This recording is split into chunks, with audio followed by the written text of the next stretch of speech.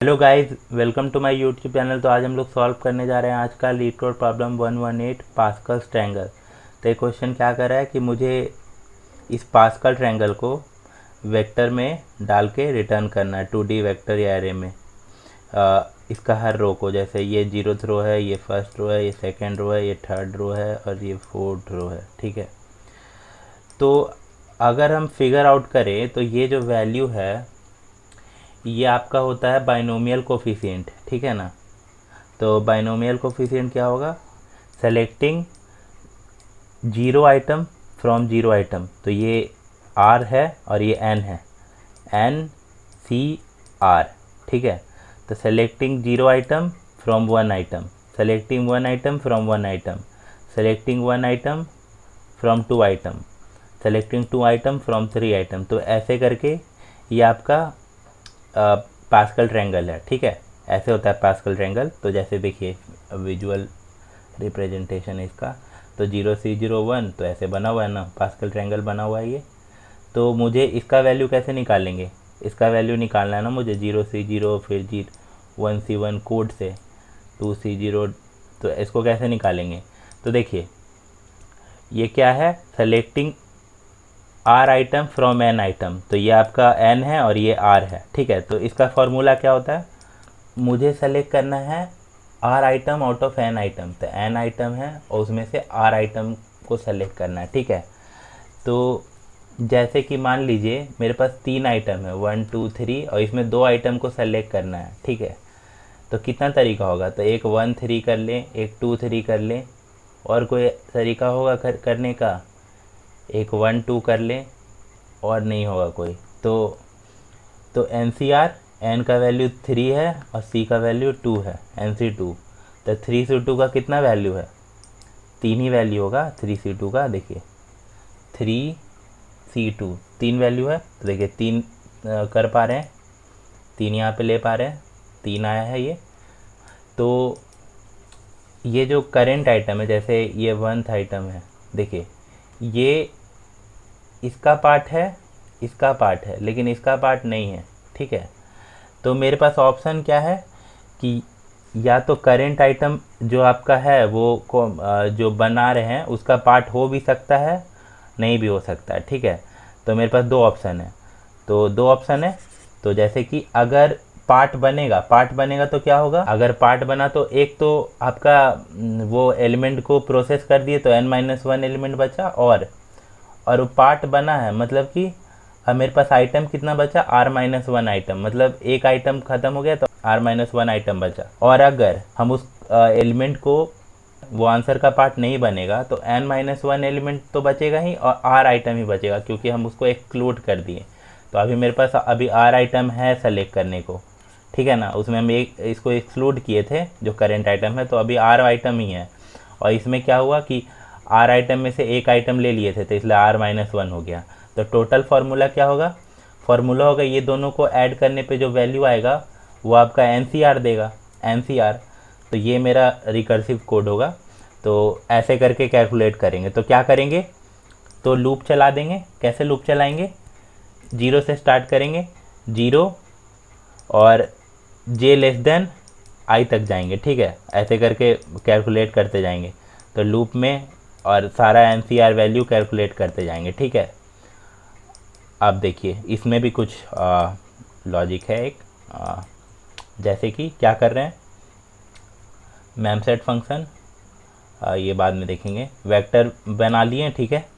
अब n = 0 से n nums dot size n plus plus है। ठीक है, वेक्टर v1 बना लिया। ठीक है, v1 वेक्टर बना लिया। अब देखिए n है, ये 0 से लेके कब तक जाएगा? ये इसका जितना वैल्यू है एक बार ही चला है, जितना i 0 है तो 0 तक, मतलब j लेस देन r जो है लेस देन कितना तक जाएगा? n का जो वैल्यू है, n अभी 0 है तो 0 तक जाएगा। n 1 है, 0 इंडेक्स मान के कर रहे हैं, तो n 1 है तो 1 तक जाएगा, 0 1।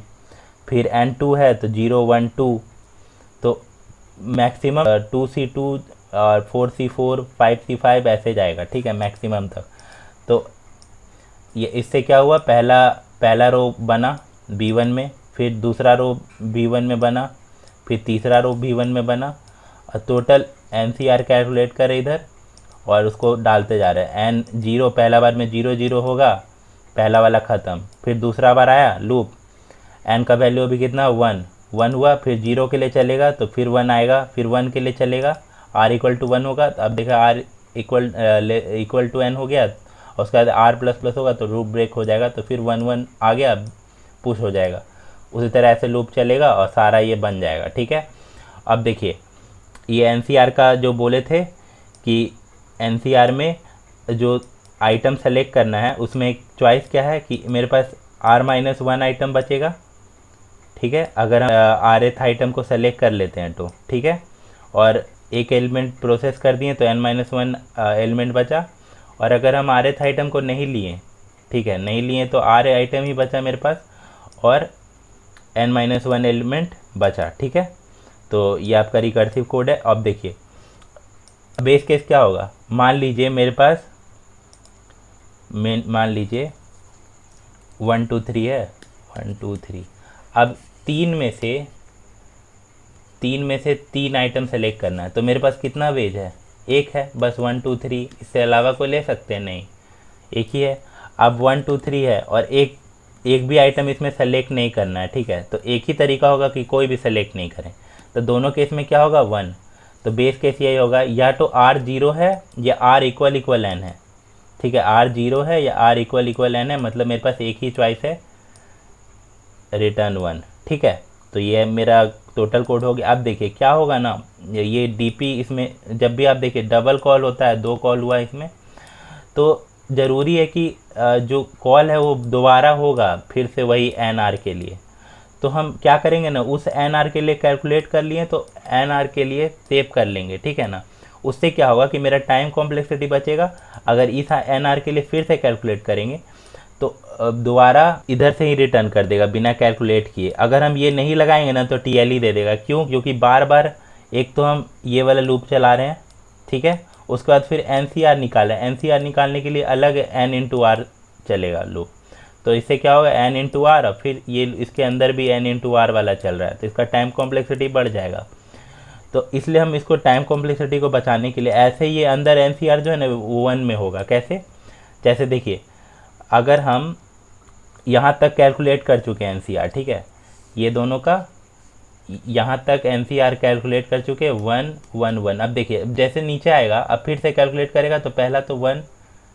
अब देखिए इधर 2C0 है, 2C0 के लिए आएगा इसके अंदर ये वाला रिकर्सिव फॉर्मूला में आएगा। अब देखिए 2C0 है तो R0 है, तो ये तो डायरेक्ट रिटर्न 1 हो जाएगा, इसके लिए नहीं पता चलेगा। अब देखिए 2C1 है, उसके लिए पता चलेगा 2C1 है। अब देखिए 2C1 के लिए आया तो क्या होगा, n-1 r-1, तो यहाँ पे बचा कितना, n c r, n-1 हो गया 1 और r-1 कितना हो गया 0। ठीक है, और उसी तरह plus N C R, n-1 n-1 1 हो गया, r अभी r वैसे ही रहने देंगे। ठीक है, तो कितना हो गया 1 0 और 1 1। तो देखिए 1 0 और 1 1 ये दोनों हम कैलकुलेट कर चुके हैं पहले। देखिए 1 0 और 1 1, तो ये दोनों को ऐड कर देगा तो ये O1 में हो जाएगा ऐसे, तो ये O1 में होगा उस तरह से। तो n इंटू आर ये आपका टोटल इसका टाइम कॉम्प्लेक्सिटी होगा। अगर हम DP लगा दे रहे तो, अगर DP नहीं लगाएंगे तो n इंटू आर तो इसका होगा और n इंटू आर इसका होगा, तो टाइम कॉम्प्लेक्सिटी ज़्यादा हो जाएगा। ठीक है, इसलिए DP लगाया है। अब दूसरा कोड क्या होगा, दूसरा तो बहुत ईजी है।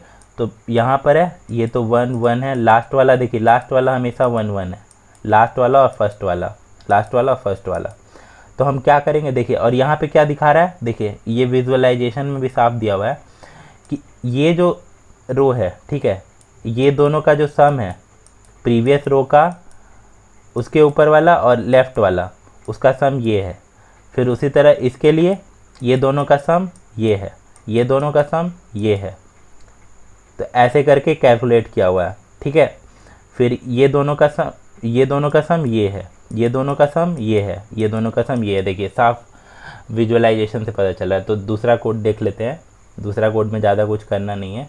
तो दूसरा कोड में क्या हुआ है, जस्ट एक तो वेक्टर बना दिए 2D वेक्टर, ठीक है, 0th पे 1 रख दिए। देखिए ये 0th में सिर्फ 1 है। ठीक है, अब देखिए अगर ith रो पे है, जैसे 1th रो पे है, तो इसका साइज कितना होगा, i+1 दो साइज होगा, तो इसलिए i+1 इसको हम रिसाइज कर लिए, मतलब रिसाइज फंक्शन से क्या होता है, रिसाइज हो जाता है, ठीक है। तो दो साइज का बन गया ये वाला रो। पहले बस वेक्टर इनिशियलाइज हुआ है 2D वेक्टर, ठीक है। अभी सब पे 0 0 साइज है सबका, लेकिन हम इससे क्या किए कि इसका साइज बता दिए, इसका साइज 2 है, ठीक है। तो i+1 कर दिए vi डॉट रिसाइज, तो इससे साइज हो गया इस रो का 2, ठीक है। जैक्ड एरे बना रहे हैं, ठीक है। अब vi0 पे 1, ठीक है, ये पहला वाला तो 1 है, 1 रख लिए, और लास्ट वाला पे भी 1 है, तो vi पे भी 1 है। जैसे 1 है, 1th रो है और 1 है तो 1 है। उसी तरह देखिए सेकंड रो है, तो 0 पर एक तो है, और 2 2 2 जे आई और जे दोनों 2, तो आई पे कितना हो गया 1। तो इसी तरह ये दोनों को 1 कर लिए, और बाकी इसके बीच वाला क्या होगा, ये दोनों का सम, उसके ऊपर i-1 प्रीवियस रो तो हो गया आपका i-1, और जे ऊपर वाला और j-1। जैसे देखिए यहाँ पे एक तो प्रीवियस रो ऊपर जाएंगे तो ये इसका एक तो j होगा और एक j-1, ये दोनों का सम 2 है। उसी तरह इसके लिए देखिए 3 के लिए, तो ऊपर जाएंगे, एक तो प्रीवियस रो पे आए, प्रीवियस रो आपका ये है, इसका सम j है, ये इसका जो इंडेक्स है वो इसका इंडेक्स है, प्लस j-1, तो ये दोनों का सम ये 3। तो उसी तरह ये कैलकुलेट किया हुआ है, आई जे vi पे 1 रख दिए और लास्ट में रिटर्न v कर दिए। तो इसका टाइम कॉम्प्लेक्सिटी कितना होगा, n², ठीक है। ये 2 लूप चल रहा है, तो नंबर ऑफ रोज 1 होगा मल्टीप्लाई बाय इसके अंदर वो कितना चल रहा है, तो इसका जितना होगा उतना ही ये चल रहा है, जो इसका करेंट वैल्यू होगा i पे है तो i वैल्यू। तो ऐसे मेरा कोड होगा, ठीक है। अगले वीडियो में मिलते हैं। Please like and subscribe to my channel.